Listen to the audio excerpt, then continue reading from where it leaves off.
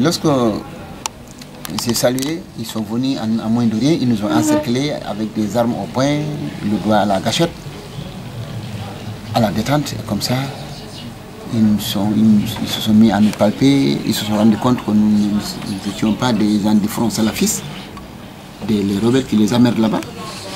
Alors, ils nous ont posé des questions, on a répondu, ils nous ont amenés à la porte, au portail, le capitaine est sorti, on a eu des échanges, ils sont partis prendre le reste de la troupe qui était quelque part couchée là-bas. Quand ces gens-là sont arrivés, c'est nous qui les avons dit que le désert est là, rempli de monde. Eux aussi, ils ont pris leur camion, ils se sont mis à errer dans le désert, à récupérer des clandestins qui étaient là, qui ne savaient pas où aller. Ils ont aidé les gens, les Algériens. Il faut reconnaître qu'ils ont eu à aider les gens. Ils nous ont tiré d'affaires, ils nous ont fait sortir là-bas dans le désert. Ils nous ont amenés maintenant vers la frontière avec le Maroc. Ils nous ont dit que c'est le Maroc qui vous a amené dans le désert. Ce désert-là, c'est le désert algérien. On vous ramène au Maroc. Ils nous ont amenés au Maroc, dans le désert, toujours dans le désert, mais c'est maintenant dans le territoire marocain. Et quand vous êtes au Maroc, là, vous ne mourrez plus de faim ou de soif. Parce qu'il y a des petits hameaux là-bas. Quand vous marchez 10-20 km, vous trouvez un hameau, on vous donne de l'eau à boire, des fois du lait de chameau, des dattes et un peu de pain. On s'est débrouillé comme ça,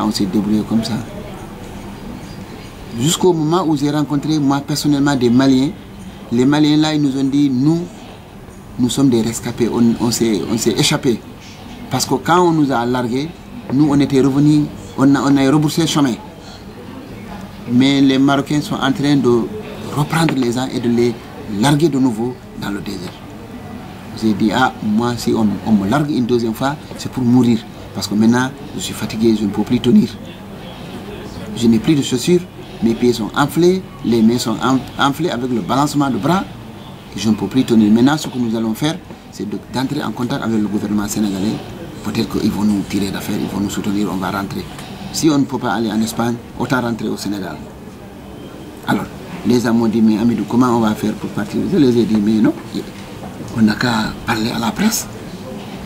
Comme ça, on s'est cotisé de l'argent, on a acheté une carte crédit de 20 dirhams, on a acheté des batteries, les batteries de portable, de lampes torches là, les batteries de torches là, on en a acheté 4, on a fait une jonction entre les batteries, avec des fils qu'on a ramassés dans le village, on a pu alimenter la batterie de portable, avec ces batteries là.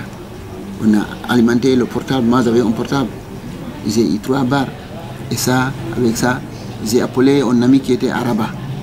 Ce gars m'a envoyé du crédit, il a acheté une carte de 50 dirhams qu'il nous a envoyé, il nous a envoyé les chiffres, on a introduit, maintenant on a suffisamment de crédit pour appeler au Sénégal. On a appelé au Sénégal, moi j'avais un ami à Dakar, et je lui ai dit qu'il n'a qu'à nous aider à entrer en contact avec les radios. Il m'a dit, Amidou, on pense à toi, on regarde TV5, tout le monde est là, tout le Sénégal regarde. Personne n'a une information claire dans les conditions de vie des Sénégalais dans le désert. Alors, il m'a dit que je vais tout de suite voir avec les radios.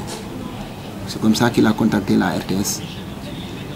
Le lendemain, Roukia Touba de Radio Sénégal, la journaliste Roukia Touba a appelé, elle demande à parler à Amidou Diallo. On m'a remis le téléphone. J'ai fait une interview avec elle en français et en wolof. Et ça a fait un écho dans le pays. C'est grâce à ça que quand le président de la République a entendu ça, il a pris contact immédiatement avec le roi Mohamed VI du Maroc et ils ont procédé au ramassage de tout le monde. Ils nous ont pris, ils nous ont mobilisés dans des endroits et comme ça ils ont organisé notre rapatriement au Sénégal. Cette fois-ci c'était dans des conditions humaines? Oui. Depuis qu'ils nous ont pris, quand ils nous prenaient, vraiment, on était inquiets, les gens couraient, ils nous ont pourchassés. Parce qu'ils ont des 4x4, des véhicules de tout terrain. C'est avec ça qu'ils ont pu nous rattraper. Sans cela, ils n'allaient pas nous prendre. Mais lorsqu'ils nous ont pris, ils nous ont dit que c'est pour vous ramener au Sénégal. On était quand même rassurés parce qu'on savait qu'on a eu quand même un coup de fil au Sénégal ici. Que c'était possible qu'ils nous ramènent. Comme tout le monde cherchait à revenir, ça n'a pas posé de problème. On s'est entendu avec eux. Et la même journée, on a eu à rencontrer l'ambassadeur du Sénégal, Ibou Ndiaye, à l'époque. Le gars est venu dans le désert là-bas, on l'a vu, on a vu l'ambassadeur, on savait que maintenant c'est quelque chose de réel et que nous allons être rapatriés vers le Sénégal. Oui, c'est comme ça qu'ils ont organisé notre rapatriement à partir de Ouzda, avec les vols qui ont pris départ à Ouzda pour Dakar. Depuis le premier jour de votre voyage jusqu'au moment où on vous a fait revenir au Sénégal, ça a duré combien de temps? Moi, personnellement, j'ai fait 12 mois, juste 12 mois, jour pour jour. On a. Et le premier jour où vous quittez le Sénégal, vous avez combien sur vous? Bon, vous savez, moi, quand je quittais, d'abord, j'avais perdu de l'argent à Dakar. J'avais perdu près de 800 000 à Dakar pour un problème de visa avec un ami, mais c'était involontaire. C'est de l'argent qui était perdu involontaire, dont je ne voulais même pas y revenir. Bon, maintenant, en quittant ici, ils avaient 300 000, mais ils avaient de l'argent sur place. C'est que quand vous partez, vous ne pouvez pas mettre tout ce que vous avez dans votre poche et vous partez avec. Non, on ne voyage pas comme ça. Vous prenez une partie, vous mettez dans la poche. Quand c'est terminé, vous téléphonez, on vous envoie encore. Parce qu'il y a les bandits en cours de chemin. Vous pouvez croiser un bandit, un groupe de bandits, ils vont arracher votre argent et vous voyez. Vous aviez réservé combien à côté? Bon, j'avais à peu près 300 000 encore à côté. Je suis parti avec 300 000, arrivé au Maroc. Et arrivé au Mali, j'ai d'abord cherché les papiers maliens. Ça m'a coûté 150 000 francs. Plus maintenant les frais de restauration, d'hébergement que j'ai fait, parce que j'ai fait 10 jours au Maroc et au Mali avant de continuer sur le Burkina. J'ai quitté là-bas, je suis parti au Burkina, je suis parti au Niger, à Niamey. Arrivé à Niamey, j'ai demandé à ce qu'on... Et pourquoi ce grand tour, quitter le Mali et aller au Burkina, ensuite au Niger? Pourquoi ne pas passer par le Mali? Vous pouvez pas, il y a deux chemins. Il y a un chemin qui quitte le Mali, ça passe par Gao. Là, vous allez directement en Algérie. Mais il y a un grand risque. Il y a des bandits de grand chemin. Vous savez, le Sénégal, c'est un pays exemplaire. Ce n'est pas pour vanter le Sénégal. C'est au Sénégal que vous voyez un poste de gendarmerie qui ne collabore pas avec des bandits. Même au Maroc, les forces de sécurité collaborent avec les clochards. C'est moi qui vous dis ça. Il y a des clochards au Maroc. Il n'y en a pas au Sénégal. Aujourd'hui, attendez. Quand vous passez par Gao, vous avez 1000 chances de tomber sur les bandits. Parce que quand il y a un poste de sécurité ici, il prend un rayon, sur un rayon de 10 km de part et d'autre, il y a des bandits qui collaborent avec ce poste de sécurité. Comme c'est le désert, les gens ont les possibilités de dévier le poste, ils mettent des bandits là-bas pour empêcher aux gens de dévier le poste. Et ça se fait au Mali? Voilà, ça se fait au Mali du côté de Gao. Donc ce qui fait que quand ils vous prennent, ils vous ramènent au poste. Par moment, ils peuvent même arracher ce que vous avez et ils vous laissent, sans pour autant vous amener au poste de police.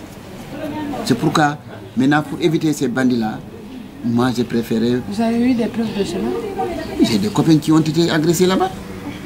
J'ai des amis, des collègues qui ont eu à être agressés là-bas. Ils ont croisé des bandits là-bas. Parce que tout simplement, ils ont dévié le poste de police.